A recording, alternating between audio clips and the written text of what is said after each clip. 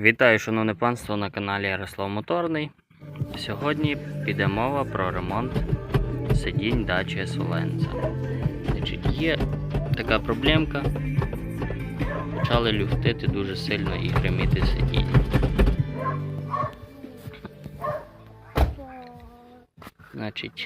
Було прийнято рішення зремонтувати нарешті їх, вияснити, в чому причина.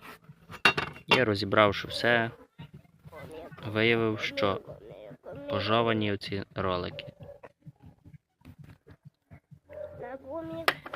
Це ще добрий ролик, а той перший пожований. Було прийнято рішення знайти заміну цим роликам.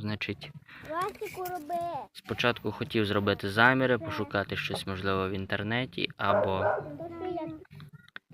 ще де-інде на базарі. Діаметр ролика 25, товщина ролика 1,5 см. І тут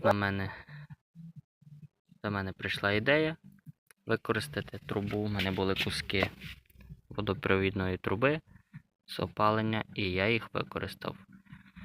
Все, люфту нема.